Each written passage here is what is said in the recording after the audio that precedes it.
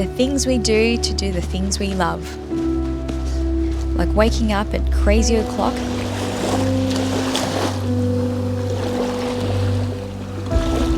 just for that chance to take some amazing sunrise photos. And putting up with, yep, you saw that.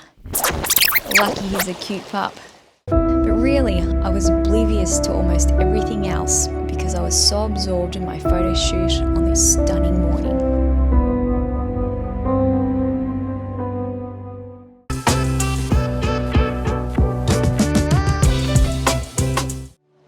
Good morning. Fantastic to see you all again. It's about 6:15 at the moment, and I've made my way down along the coast this morning for some fine art, long exposure photography. Well, that's the idea anyway, to create some fine art, but we'll see how we go. So I have a couple of locations in mind. I won't get a chance to shoot both locations at sunrise, but first up, I'm currently at this public beach along the Mornington Peninsula, and it's known for its private jetties that are scattered all along the coastline. And I think these jetties will make interesting compositions for my long exposures. Now, I think many photographers out there do have at least one or two photos of jetties in their collection. Unfortunately, I don't have any as yet, but hopefully I can change that position by the end of today's video. So I've got a bit of a distance to walk still to get to the jetties that I have in mind. I better get a move on. And when the light does get better, I will definitely tune back in and we can explore some of the potential compositions together. So I'll see you very shortly.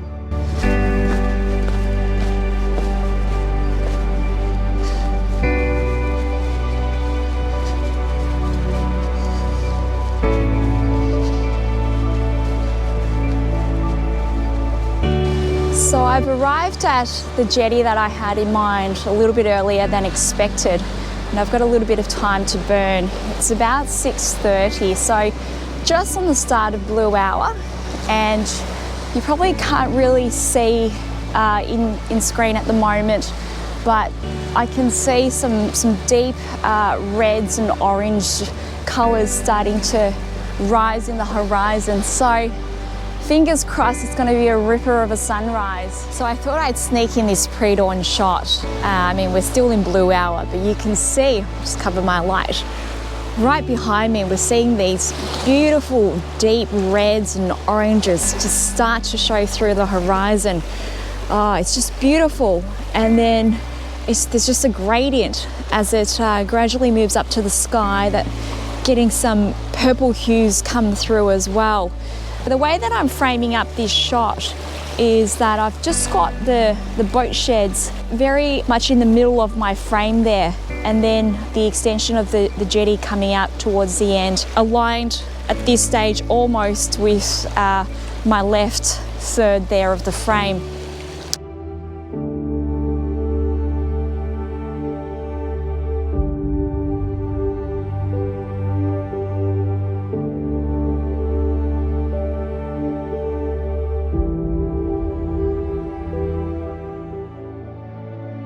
It's just mesmerising how vibrant sunrise colours can be and how quickly they can change. This was like a liquid gold scene. I haven't touched this footage at all. Now, you'll get different preferences with weather. Of course, with long exposures, when you do have clouds in your scene, they can streak a bit. So people do like to take a static shot of the sky and then long exposure for the water in this instance, and then blend them together in post. So that's an option there. There you can see that's turned out okay. I think the background there is now a little bit overexposed. As I mentioned, this light is moving so incredibly fast. And if I go to my display settings there, you can see I've clicked my highlights. This is my RGB histogram, and where I've clipped it, it's all flashing there. So I'll try that again. And I've also got a circular polarizer on as well, So that stops an additional 1 1/3 to 2 stops of light. So I'm just going to play around with it. I mean, I do use an app and I'll take you through that, but it doesn't factor in, you know, my circular polarizer. So let's just reduce that down to, let's go down to 30 seconds and I'll see what that looks like. There was too much movement in the clouds here. It's a little bit too muddy. I much prefer the clouds here and will need to experiment with blending my static in long exposure images. Stick to the end for all my black and white images.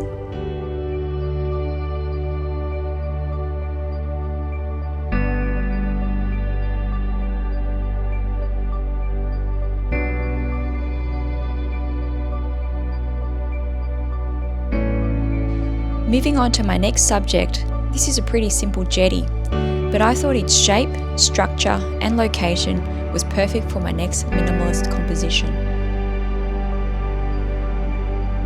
There's different ways you can look at this scene. Sometimes the legs that you see on the jetty can be distracting depending on what you're looking to achieve and what angle you're looking at it from. And right now where I'm standing, as you can see, I mean, the jetty's got 2 legs on either side, but because of my position, I'm just seeing nice, clean, single legs where I am. And obviously I can't help what I can see there. So, you know, if you move a little bit further, maybe perhaps this way, if I might try this composition, I think that's still quite clean. But just shifting your compositions a little bit, slightly, can change a scene quite a bit.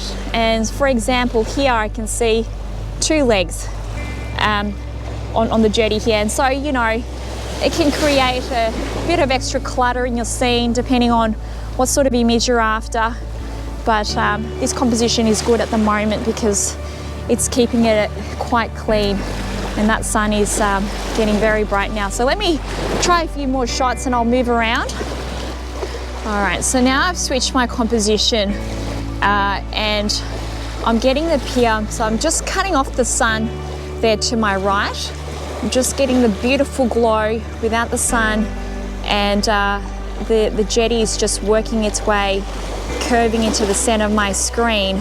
And what I've decided is I'll go for a longer exposure. So I'm going to put my ND64, so my 10 stop on now because the sun is getting quite bright. And I've cropped in as well, so getting a closer zoom. So focal length 24mm. As you can see, hopefully here, my shutter speed base at the moment is 1/25th of a second, and ISO again on 60, and getting my histogram as far right as possible without clipping it. So 1/25th, if I bring that down to, 1/250th, that's a bit too dark. I think I can push it over. I mean, that's clipping it a little bit at 1/25th, but I think that should be okay. And F9. So with those settings and making sure that everything is focused, I'll put on my 10 stop, and let's work out how much I can increase my exposure by with that setting. So I need my phone.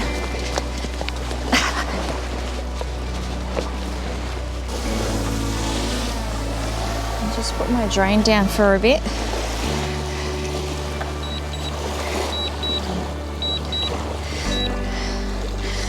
Okay, it's very hard multitasking. All right, so let's go back. So F9, ISO 160, Shutter speed 1/125th. Now I've got a 10 stop on, and F9, that gives me 8 seconds. All right, so let's see what I can achieve. 8 seconds. I reckon I can push it over to 10 seconds. 13 seconds. All right. And turn my 2-second timer on.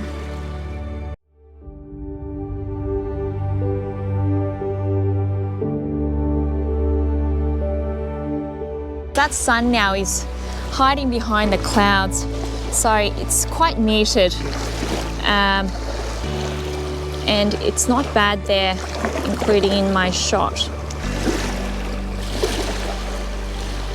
So I think I can have that on 10 seconds, and let's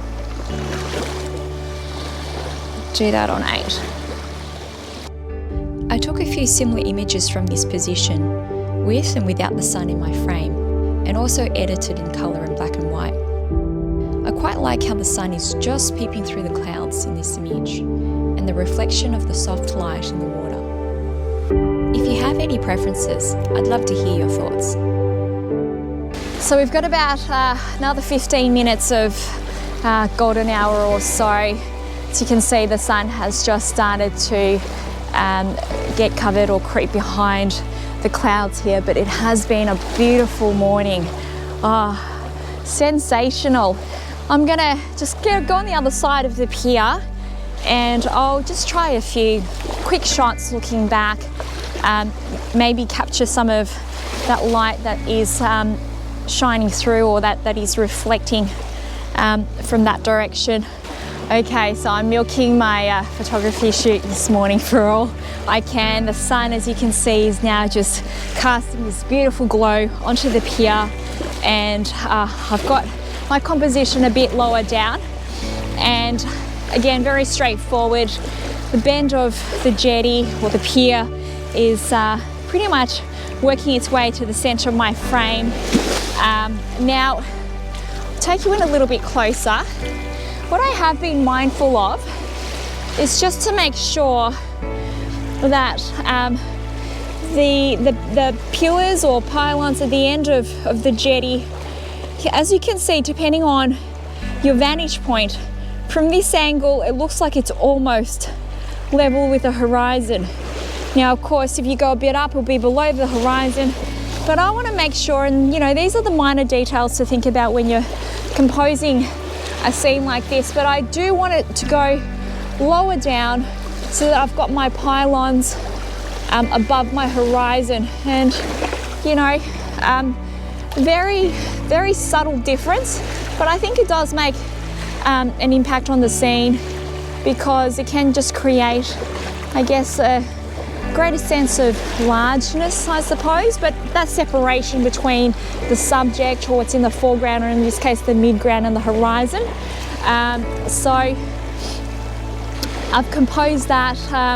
So I'm at F8 now, and 8 seconds, and as you can see here with my histogram, 8 seconds, I mean, I'm still not clipping on my highlights. I've still got quite some room to work with. If I bump that up to say 10 seconds again, I've still got quite some room to work with. I'll try it at 13 seconds. Slightly not level there, but that's okay.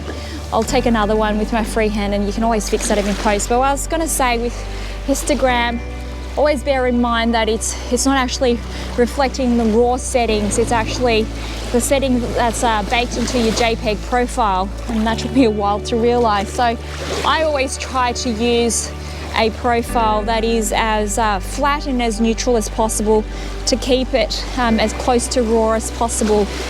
So not a lot of contrast. I really like that. That's great. So I choose a profile that's not too contrasty, not too vivid, and I find that that gives me a more accurate representation of what I can expect to see in my raw. Okay, I'm just gonna try and bump that up to 15 seconds. Oh, it's just such a beautiful morning. I think with that, after that shot, I'm just gonna pop on this side and see if I can take one last image looking back onto that first jetty with the green boat houses and capture some of the beautiful glow that's hitting that as well.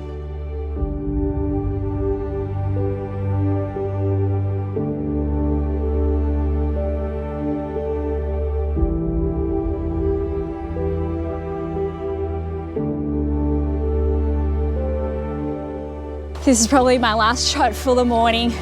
As you can see, I'm actually in a bit deeper, well and truly into the water. I'm puffing because I've been running up and down the beach, grabbing my camera, tripod that this is being filmed on, running like a headless chook all around the place, just trying to capture this light. So we've got this beautiful golden light now hitting the sides of the boat shed, and it's still a soft morning glow. And I've just got the jetty with the boat house in my scene. I'm capturing some of the cliff face there, so the trees, and I might zoom in a little bit more and just, again, I'm wanting the end of the jetty to be on the right third of my frame. So if you think about it from a rule of thirds, and again, smack bang, really right in the middle, same distance between the foreground and the sky. Got a little friend here. Hello, buddy. You want to come say hello? Yeah. All right, I've got to work. And look, I'm gonna have to reduce my shutter speed. 10 seconds, I think, can work quite nicely. So I'm at about 15 mil, and again, don't forget that's a crop sensor there, so it's about 21 mil really on a full frame and f8 this time. And let's see.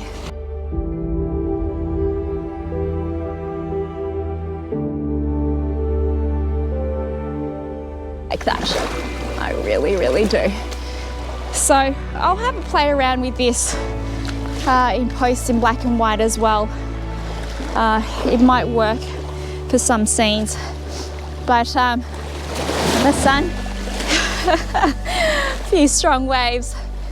The sun has risen quite a fair bit now, and it is getting a little bit strong. Okay, let's move on to the next location. As I've said before, I've had an amazing morning. What a beautiful morning it has been for photography. This is why you get up early and you go to places like these. This location is actually about 2 hours from my home, and I was here yesterday actually. I'll tell you more about it a little bit later. Trying to scout out the next location that we're getting to, and trying to get some sunset photos, but that didn't work out quite well, and I'll let you know a little bit more later. But had to get up really early this morning. I was out here since about maybe 5:30, but makes it so worthwhile. Amazing, love it. I'll see you soon. To avoid making this video far too long, I've decided to cover my second location in part 2. Keep an eye out for my next video and join me as I continue my adventures on that beautiful morning as I try to take more fine art long exposures.